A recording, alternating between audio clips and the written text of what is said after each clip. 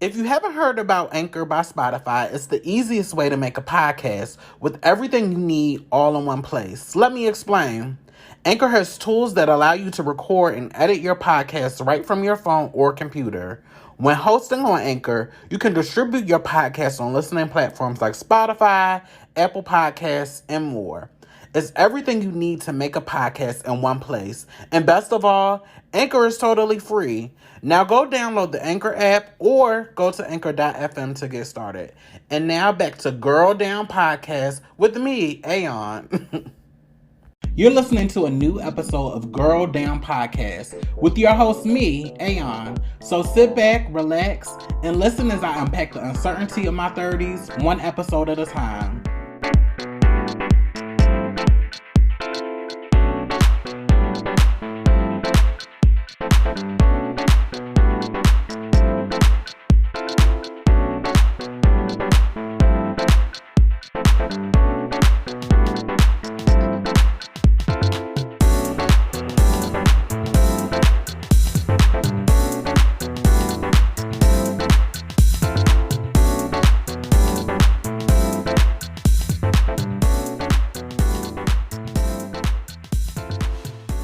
Welcome to another episode of Girl Down Podcast with Aeon. And today I want to talk a little bit about non-monogamy.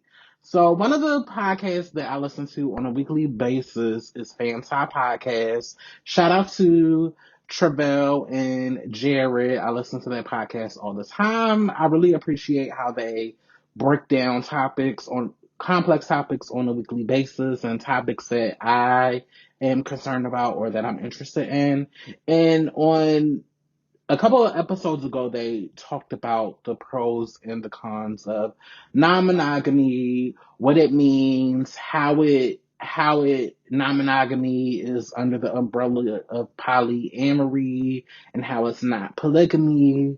So this show, well, one is not long enough to really go into like what these terms mean, but they did a really good job of breaking these things down, and they had somebody who is in a non-monogamous relationship really speak to those experiences very well.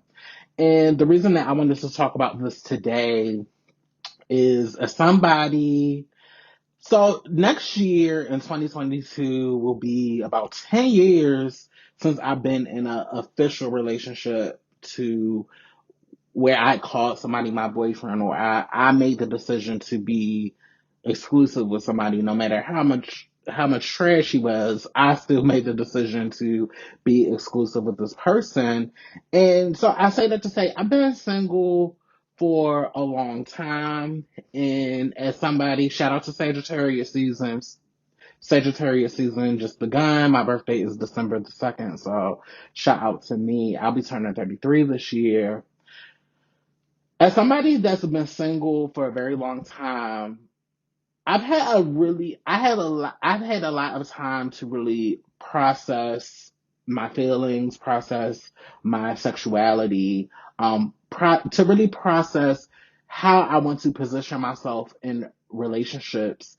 And I can't lie, part of me has entertained or played with the idea that I might be non-monogamous.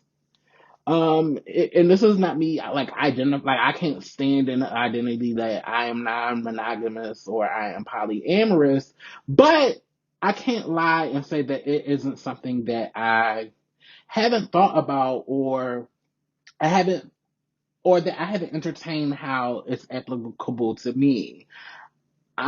Just to be honest, I'm somebody that's always struggled, and that's probably played a part in why I haven't been in a relationship for a long time.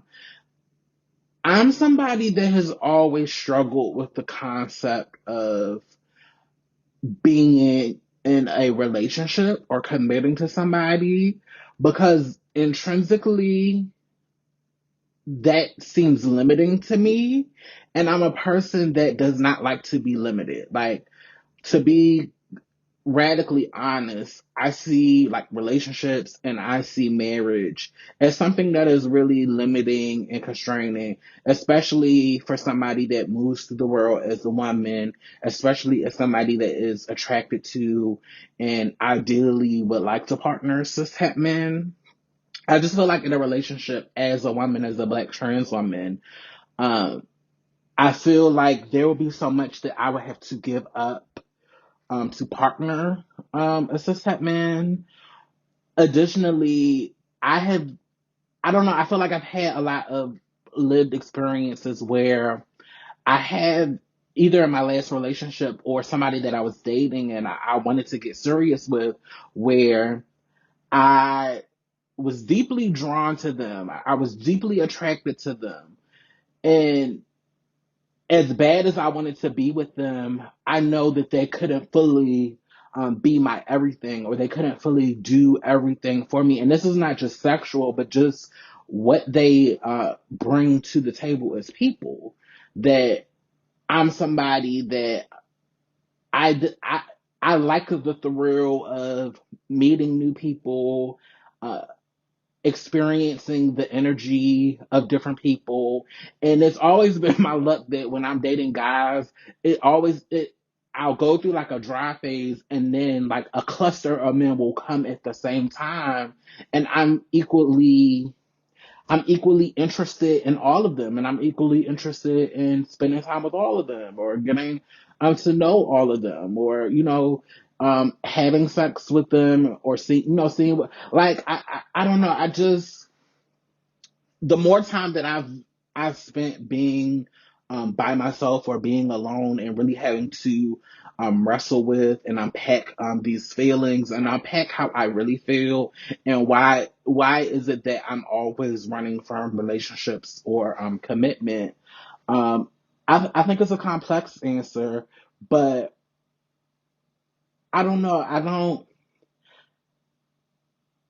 As I'm climbing my 30s, and Lord willing, as I get to my 40s, and as I create a life for myself that has nothing to do with me partnering with anybody, or like, I don't know. You know how when you're young, you just have these visions of like what your life is going to look like this white picket fence, this house, and the family, like in my heart of hearts, like when I close my eyes and I envision like what that life looks like for me, like I see the house, I see me successful in a career, I see me having these things, but I don't necessarily see a partner, or one partner, and I don't think it's a bad thing. I just think that's how I see my life.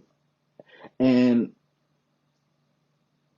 because I don't know, I'm just at this point where I just have this desire to live. I feel like I will have many loves, and I will have many experiences. And for me, I just don't, I really don't believe in this. Well, I'm just gonna find this one person, and we're just gonna be in love together forever, and we're going to ride it out.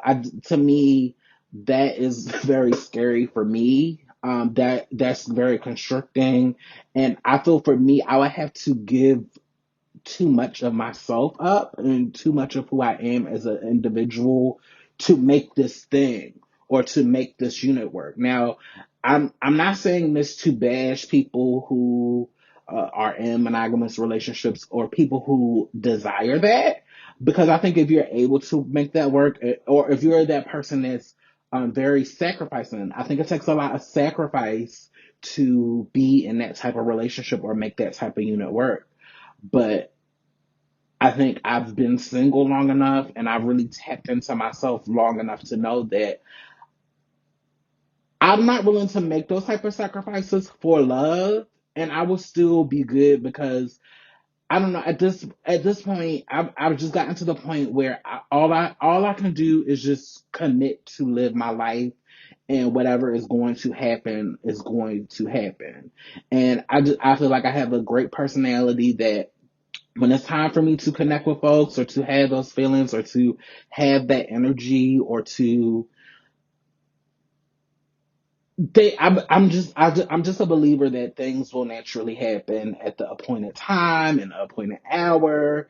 And I don't know. I'm happy that we're in this time where people are talking about these type of relationships, and these type of configurations, because I'm not gonna lie, it will be. well, let me stop lying. I did try when I was in Chicago dating somebody that was in a quote unquote ethically non-monogamous marriage or relationship.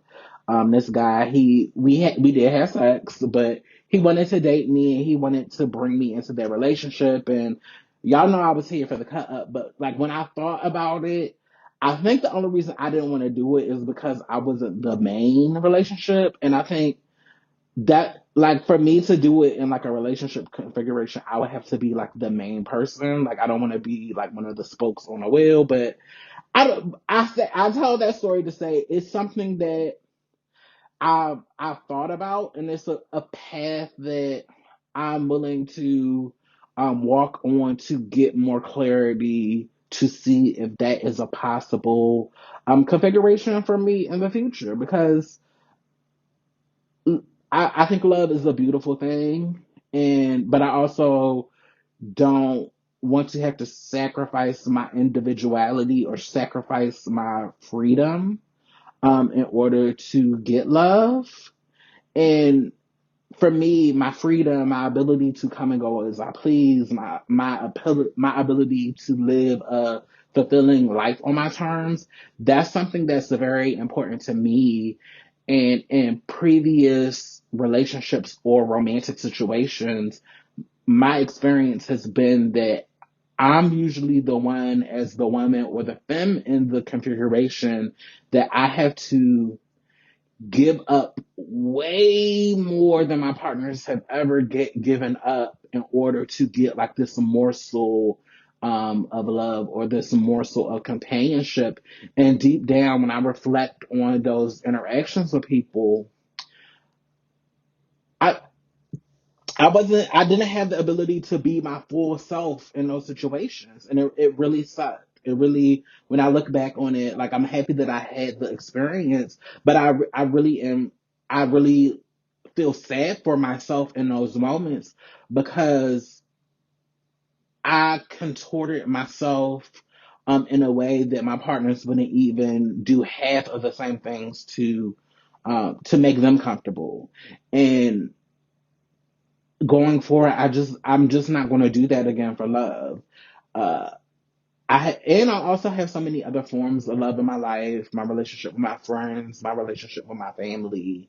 So if romantic love comes, it comes. I'm getting more comfortable with the idea that it might come in a form that I'm not used to, but it might be something that I need to experience. But I can say today, especially approaching my 33rd birthday, that I am open to the idea of non-monogamy. I'm open to the idea that you might have multiple lovers or multiple interests at the same time.